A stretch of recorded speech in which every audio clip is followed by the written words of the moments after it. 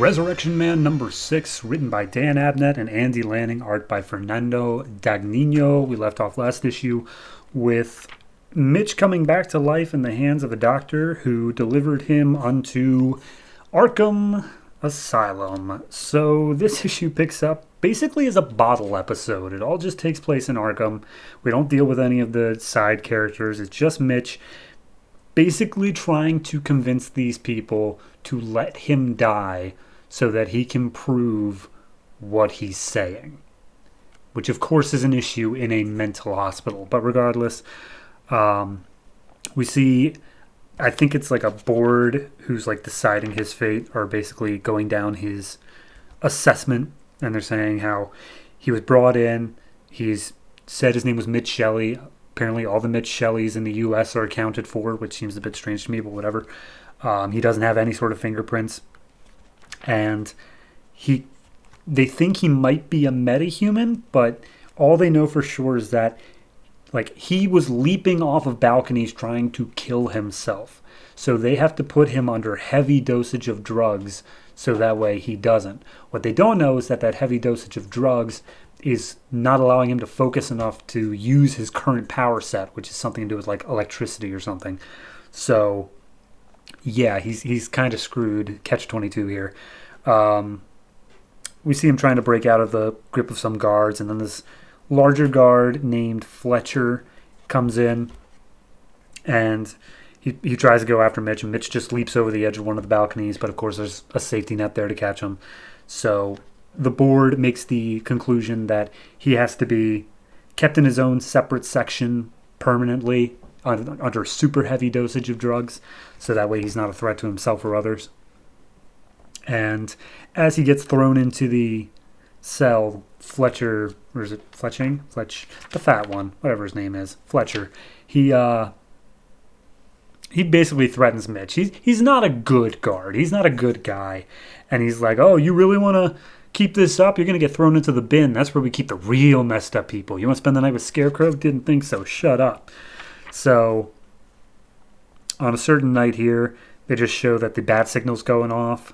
Like, it's in the sky, and everyone in Arkham can see it. So everyone's freaking out a little bit.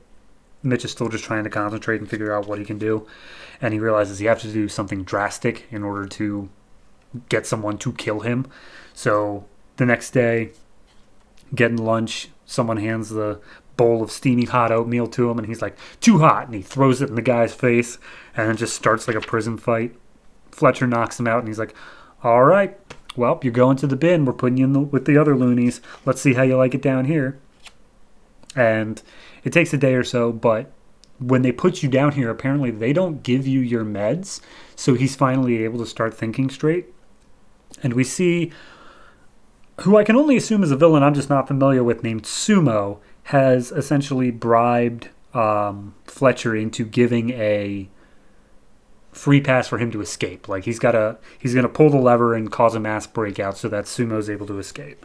So Fletcher does so. Everyone starts running out, and Shelley, of course, with his own morality, is like, oh, this is what you do, Fletcher? This is how you make your extra money? How dare you? And he attacks Sumo with his lightning abilities that he now is able to control. And Fletcher manages to hit him with a nightclub in the back of the head and seemingly knock him out. There's quite a bit of blood. But as Fletcher's telling Sumo, okay, hey, you paid me to get you out. Let's get you out. And Sumo's like, not yet. He picks up Mitch and snaps his neck and then starts making his way out. At that point, the cops show up. They start swarming all over the place. Fletcher's trying to lead Sumo to safety. But then Mitch gets up, now fucking ripped. And he picks Sumo up and he's like, oh, you're not going anywhere. I got you for 3 minutes. And he just beats the crap out of Sumo. And as the cops turn the corner, he holds Sumo above his head. He's like, don't shoot. I have him asleep. He's down. And Gordon's like, all right, everyone, don't shoot. Don't shoot. He's good. And as he's saying that, a shot fires off and shoots Mitch in the head. Gordon freaks out. He's like, who fired that? And of course it was Fletcher. He makes the excuse that he thought he saw a weapon and he was just protecting himself. Gordon is, of course, pissed, but there's no way that he could prove otherwise. And later on the next day, Gordon makes a trip down to the morgue just to see who this guy was. And as they get into the room where he's being operated on. Of course, no one's there. He's made his way out.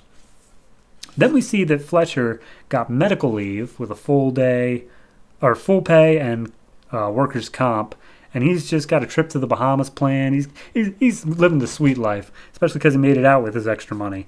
But then we see flames start spewing next to his door, and in busts Mitch, now with some weird firepower going on. And he comes in, and he basically acts as like the spirit of vengeance, and he causes this blinding light, and basically a tenement fire breaks out exactly where he was. But once they get up onto the roof, they see Fletcher tied up there in the straitjacket that he tried to pin on Mitch earlier. And he's just freaking out, just yelling like, oh, he can't die. You got to protect me. He can't die. So now he seems like the crazy guy. Also, there's this little recurring thing of flames coming out of the roof looking like a bat.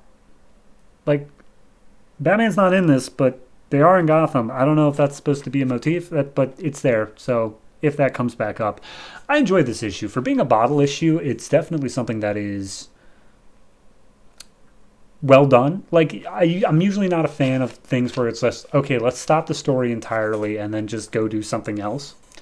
And yeah, I do enjoy the mysteries a lot more than I enjoy this. But in terms of it just being its own independent thing, I like the concept of, here's a guy who all they have to do is kill him. And it seems like it's so easy in the superhero universe to die if you're just a normal person.